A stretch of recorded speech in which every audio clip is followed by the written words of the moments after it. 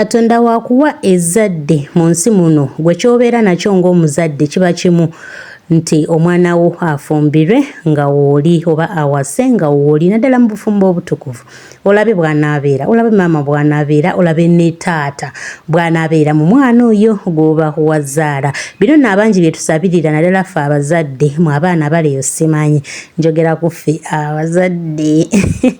So wano eno Pastor James Kawalya Katonda yamuwadde ekisa naye n'aba ng'afumbizza ku mwana. Muwala we bamuyita Desire bw'atyo yafumbiddwa mu bufumbo obutukuvu.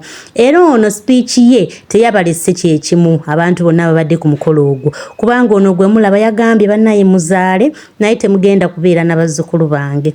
Abo abazzukulu bange bamukyali baana bato nze nzekka asobola obbalabirira, nze nzekka amanyi what's better for them, nze nzekka agenda basomesa amasomero ag'ebbeeyi bajja gagendako buli kimu bajja kituukako mu bulamu gwo gwamwe gubeere gwakola ki gubeere gwa kuzaala. Dai sezaala ono ate nga ali bulala.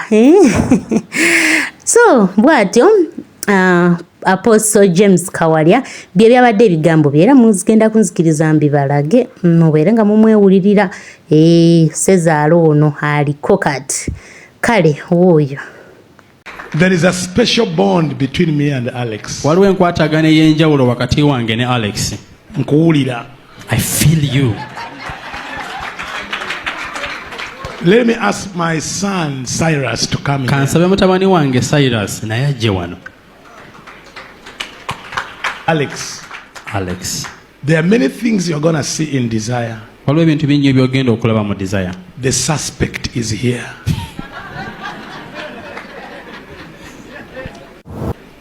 The suspect is here. The time we've been talking, and we've been talking about Desire, me and you, and the things you are asking is what I am going through every day. You are just starting. You have now a class monitor. Why I called you here?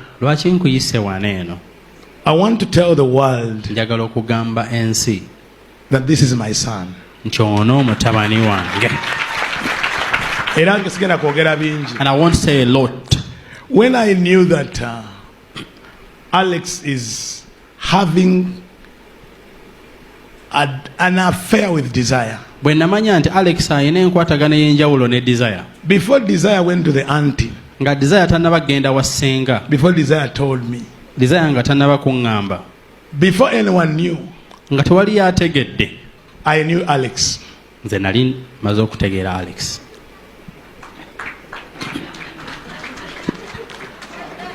I knew Alex because I realized a young man that was walking sometime with my daughter. Nakizuula nti waliwo omuvubuka omuto atambula ne muwala wange ebiseera ebimu. It began in a dream. Kyatandikira mu kirooto. Several dreams. Ebirooto eby'enjawulo. And I said, who is this? Ne mbuuza ani ono. So I employed a few private investigators. Ne nsindika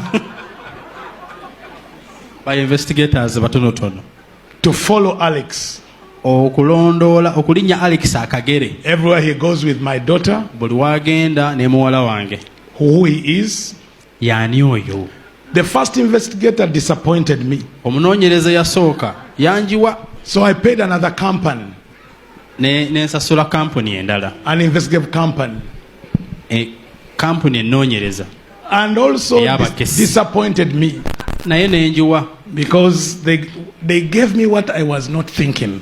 Kubanga bampa kye nali sirowooza. And so I have a friend. Nina mukwano gwange. I was with him in Italy. Nali naye mu Italy. I said, come and help me. Ne mugamba jangu nnyambeko. He began doing background investigation into Alex's family. Okunoonyereza mu family ya Alex. But all the reports I got naye nga buli report zenfuna were not what I wanted. Si zeezo ze nali neetaaga. So my background, I'm an engineer by profession. Ndi engineer by profession. But also I'm a forensic psychologist. Not a forensic psychologist. One of my work, I work with intelligence communities. Ebimu ku mirimu gyange nkola ne intelligence community. Because I'm a forensic psychologist. Kubanga ye forensic psychologist. So I did all my research. Naye nkola okunoonyereza kwange kwonna. And every time I could get a report, buli kiseera we nafunanga report, I could get a rebuke from the Lord. Nafunanga okunenyezebwa okuva eri Mukama. The Lord could rebuke me. Mukama yannenyanga. Maybe you would wonder why. Aneebuuza lwaki. I have to go through all these investigations. Nina okuyita mu kunoonyereza kuno kwonna. Abaganda balina olugero lugamba. The Baganda have a saying. Nti eyali alumiddwa omusota. Someone who has ever been beaten by a snake. Bw'alaba omunya adduka. When they see a lizard, they take off. Ngenda kukomaawo. I'm going to end it there. But also, naye ate era I have paid a price nsasudde omutango for the cleansing of my bloodline. olw'okutukuza olulyo lwange. I've paid a price nsasudde omutango to remove issues in my bloodline. okuggyawo ebintu ebyenjawulo mu And lulyo lwange. I would not let anyone kati nga sobola kuganya muntu yenna with questioned bloodlines alina obubuuza mu lulyo lwe to come in my bloodline. okujja mu lulyo lwange. I will not allow a man naye sobola kukkiriza musajja to come in my bloodline okujja mu lulyo lwange and cause more trouble because I have been dealing with the trouble. n'aleeta obutyabaga bungi nnyo kubanga mbadde nkola ku butyabaga bungi. For my daughter, eri muwala wange I was not looking for a rich man. nadde sinoonya musajja mugagga. No. nedda. I'm not looking at from a great family. badde sinoonya kuva mu famire y'amaanyi. I was looking at one thing, badde nnoonya kintu kimu, the prophetic alignment. alignment ey'obunnabbi. The prophetic alignment. enkwasa ey'obunnabbi. Amen. Era ngamba abaana bange And bonna I tell all my children, atalina ttaka takkirizibwa kuwasa. if you do not have land, please don't dare marrying. Atalina ttaka tawasa. If you don't have land, don't marry. Tokigeza. Tokigeza. Don't Tokigeza dare. kola ki? Don't Togeza marry. kuwasa. Don't marry, please. Nga tolina ttaka. If you do not have land, Owasa biki? what are you marrying? Nga tolina ttaka. Without land? Tolina ttaka. Tolinayo kyapa kiriko mannya go You don't ng'osoma have na a land wamu. title in your name and you're taking somebody's daughter. Tolina ttaka naawe bamutuuze. You don't have land and you're also a citizen. Oli mupangisa. You are a tenant. Ekikufuula omutuuze. What makes you a landlord? Ttaka. Is land. Kifuula omutuuze ki? What makes you a full citizen is having land. Ngenda ndaba abantu I see people, bazze ku mukolo nga guno they've come to such ne baleeta wedding. esowaani ne baleeta They bring essuuka plates, ng'ebirabo bed sheets ne as baleeta presents and ne baleeta gifts. engatto They bring shoes. be mubiwa bagenda biteekawa Where will they put them nga tebalina if they ttaka. do not have land? Naawe atudde wano Even you seated here, ettaka lyewamwe mwalitunda ne you mulimalawo sold all your land. awo mwafa. That means you guys are dead. Nkusabira Mukama akuwa I omukisa pray that the Lord blesses you. oddeyo ogule ettaka lya You go kitaawo and buy your father's land. oddeyo in your father's house Oddeyo mu nnyumba ya kitaawo and buy land ogule ettaka and have land. obeere n'ettaka. Kyekiraga nti wasumululwa. What shows that you were delivered. Kati Alex, Alex, nze sigenda kuwa keeki sigenda, I'm not giving you a cake. nkuwadde ettaka I've given you land. ne desire. You, Alex, Alex, nze sigenda kuwa keeki sigenda, I'm not giving you a cake. nkuwadde ettaka I've given you land. ne desire. You and Naye desire. namuwa ettaka. I gave her land as well. Aye namugambye ku And I lwokuna told her on Thursday, akole ne muwa etteeka kaddeyo kankugaa teyakugambye. I gave her a Namugambye. gift. I told her Ettaka lye namuwa that the land I gave her aliwanyisa ali transferring should be transferred alizze mu mannya go wekka and put it in your name. tulyoke tukulabe. Then we see you. Kawedde Mudda. Desire namugambye I told Desire atransferring ettaka to lye transfer her land aliteeke mu mannya go. and put it into your name. Si mugammwe mwembi Not both of you. mu bufumbo tewabayo joint ownership. There is nothing like joint ownership in Ebintu marriage. bya musajja yekka. All things belong to the man alone. Bya musajja yekka. All things belong to the Era man. nagambye Desire I told Desire nti ebibye all her things, all njagala her okulaba belongings. ng'asayinize I want to transfers. see her sign transfers. Ekyapa kidde mu mannya go. I want to see the land title into your name. Tulyoke tukulabe. Then we see you. Bw'onookola byonna by'okola You do all that you do. ffe alina Mukama gwe ayongerwako. God, the Lord blesses the one who is blessed already. Desire owulidde Desire, have you heard? Genda ojje tusayininge. Go bring the title, we sign the transfers into your husband's name. Omusimba ekyapa. And hand it over to him. Kakati olekomugamba nti nze bwe najja wano. Then you tell him that when I came here, najja n'ekyapa kimu. I came with one title. Kati njagala ebyapa 10. Now I want 10. Ng'omwaka tegunnagwako. Before the year ends. Bwe bimala okuwera 10. After he has made 10. Osaba ebyapa 10. Then you ask for 100. Ate mbasuubiza. And I promise you. Buli mwana gwe muzaala kyapa. Every child you give birth to, land title.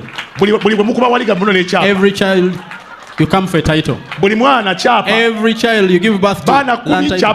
10 children, 10 land titles. Amen. Buli mwana. Every child. For as long as you give birth. Daddy signing a transfer. Daddy, please sign a transfer. Kubanga abazzukulu bange bonna. All my grandchildren. Bwe babuvunaanyizibwa bwange. It is my responsibility. Okusoma. For their education. Bano bakyali bato. They are still very young. I can't trust them with my grandchildren. I can't. I can't trust them with my grandchildren. They will also take care of their grandchildren. This is what I believe in. They still need time to develop. They need time to invest. So the money they would have used to take their children to school, let them use that money for investment. Let me take care of their children. Take them to school. By the time they get grandchildren, we have 2 generations ahead of us that are already blessed. Now your children, don't say, how will they go to school? Don't bother with that. Just leave it to him. Even when I'm not around, there is already a fund. There is already a fund that can take them for another 50 years. So leave your children with me. Just call and say, we give birth. We want to go to such and such a school. But you do not decide the schools they go to. So I decide where they go. Schools got spoiled these days. UPE, no. Not Apostles' children. Thank you. Thank you for giving me grandchildren. Thank you very much. May the Lord bless you, Alex. Thank you for giving me grandchildren. Don't mind, they will go to school. They will even drive cars. Let's clap to Mrs. Kawalya and my son as he goes back. Cyrus. He's managing our TV station. The Lord blessed us. Worship television. Worship television. And he's the brain behind worship television. Consecration Printing and Publishing Corporation. The Lord gave us that company. Desire is the brain behind it. Desire, what do I ask of the Lord? Praise the Lord. Amen. Amen.